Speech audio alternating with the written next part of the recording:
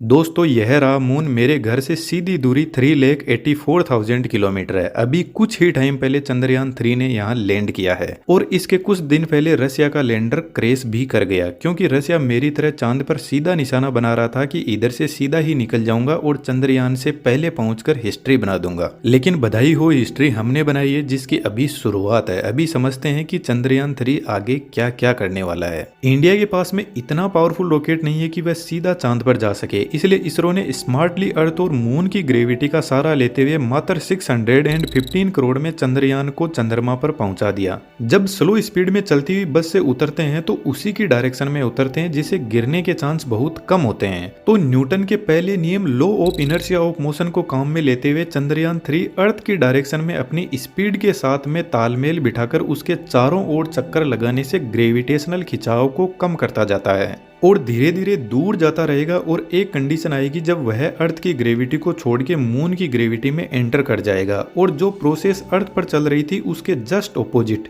अपने ऑर्बिट को धीरे धीरे कम करके मून के सरफेस में आता गया। यह जो आप ग्राफ देख रहे हो यह बहुत कॉम्प्लिकेटेड स्टेज होती है क्योंकि यहाँ पर दो वेलोसिटी है, आपको आगे भी बढ़ना है और नीचे भी आना है। इसलिए यहाँ पर कुछ फेज होते हैं जहाँ चंद्रयान अपनी हॉरिजॉन्टल पोजीशन से 100% वर्टिकल पोजीशन में आने के लिए कुछ स्टेप लेगा। रफ ब्रेकिंग फेज में स्पीड स्लो डाउन करने के लिए ब्रेक लगाए जाते हैं जबरदस्त तरीके से क्योंकि यहाँ पर लैंडर की स्पीड 6000 किलोमीटर पर आवर से भी ज्यादा है और नीचे उतरने की डिस्टेंस सिर्फ 30 किलोमीटर है। 7.4 किलोमीटर मून सरफेस से एल्टीट्यूड फेज शुरू होता है जहाँ हैजार्ड एरिया से बचकर लोकेशन को अच्छे से देखा गया कि कहाँ लैंड करना है। 800 मीटर मून सरफेस से फाइन ब्रेकिंग शुरू होती है जिसमें लैंडर एकदम वर्टिकल पोजीशन में आ जाता है और फाइन तरीके से ब्रेक लगाता है स्मूथली। हैजार्ड मैप से बचते हुए अपने लिए एक अच्छी लोकेशन पर लैंड कर जाता है। लैंडर में शॉक एब्जॉर्बर लगे हैं जो लैंडर को विदाउट एनी जर्क लैंड करवा देते हैं। लैंडिंग के पूरे मिशन को विक्रम लैंडर ने ही कंट्रोल किया। इसरो की तरफ से लैंडिंग के टाइम कोई छेड़छाड़ नहीं की गई। इससे आप अंदाजा लगा सकते हो कि चंद्रयान 3 एक स्मार्ट रोबोट है जो बेहतरीन इंटेलिजेंस को यूज करता है।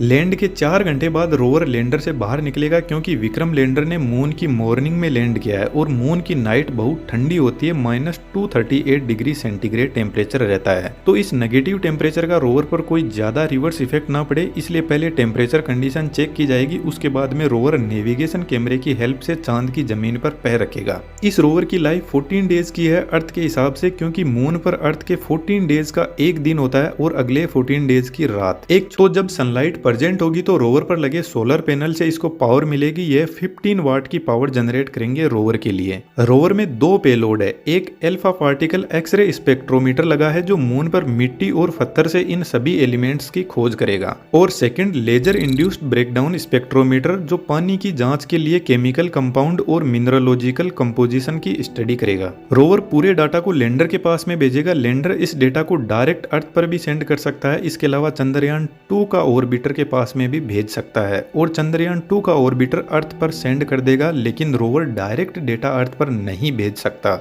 इसरो का डीप स्पेस स्टेशन IDSN 32 जो लैंडर के टेलीमेट्री डेटा को कॉन्टिन्यूसली कलेक्ट करता है। किसी कंट्री के लिए अपना खुद का डीप स्पेस नेटवर्क होना बहुत बड़ी बात है। सबसे पावरफुल नेटवर्क अमेरिका का है जिसने अलग अलग कंट्री की लोकेशन पर ऐसे एंटीना लगा रखे हैं स्पेस डेटा को कलेक्ट करने के लिए। तो चंद्रयान 2 के फेलियर पर इंडिया ने भी अमेरिका से कॉन्टेक्ट किया चंद्रयान 2 के साथ में हुई प्रॉब्लम्स को जानने के लिए। बात करें लैंडर की तो इसमें टोटल 3 पेलोड है। इसकी पावर जनरेशन कैपेसिटी 738 वोट की है जो इस पर लगे पेलोड को स्टडी कंडक्ट करवाने में हेल्प करेंगे। इसके पेलोड जिसमें एक का नाम है रंबा, इसकी फुल फॉर्म आप यहाँ पे देख सकते हो, जो आइंस और इलेक्ट्रॉन्स को चेक करेगा टाइम के साथ में होते हुए बदलाव के साथ में। चेस्ट सेकंड नंबर का पेलोड है जो पोलर रीजन्स पर थर्मल एक्टिविटी यानी टेम्परेचर वेरिएशन को मेजर करेगा। इसके अलावा थर्ड पेलोड ILSA जो बहुत ही इंपोर्टेंट है, जो सिस्मोसिटी जिसको अर्थ पर अर्थक्वेक बोलते हैं और मून पर में भी मून क्वेक बोला जाए, उनको चेक करेगा और मून के अंदर क्या है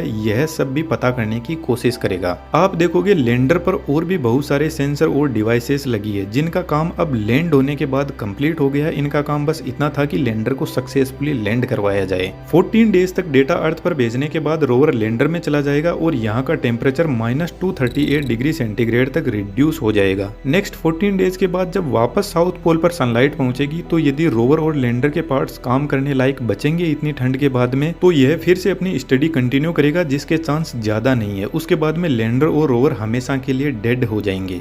एक इम्पोर्टेंट बात मैं आपको बताना चाहता हूँ, चंद्रयान 3 का यह इतना बड़ा लॉन्च व्हीकल है जिसमें 90% फ्यूल ही होता है। इस टेबल को ध्यान से देखना, अर्थ से 62 किलोमीटर की हाइट पर सॉलिड रॉकेट बूस्टर व्हीकल से दूर हो जाते हैं और स्पीड होती है 1.96 किलोमीटर पर सेकेंड। उसके बाद में दूसरा लिक्विड इंजन स्टार्ट होता है जो व्हीकल को अर्थ से 175 किलोमीटर के एल्टीट्यूड पर स्पीड को 4.62 किलोमीटर पर सेकेंड पहुंचाकर सेपरेट हो जाता है। अब बड़ा इंटरेस्टिंग इंजन आता है जिसको क्रायोजेनिक इंजन बोलते हैं। यह मात्र 647 सेकंड तक पावर देते हैं चंद्रयान 3 को, और इसकी स्पीड को 4.62 किलोमीटर पर सेकंड से 10.24 किलोमीटर पर सेकंड तक पहुंचा देते हैं। है ना इंटरेस्टिंग।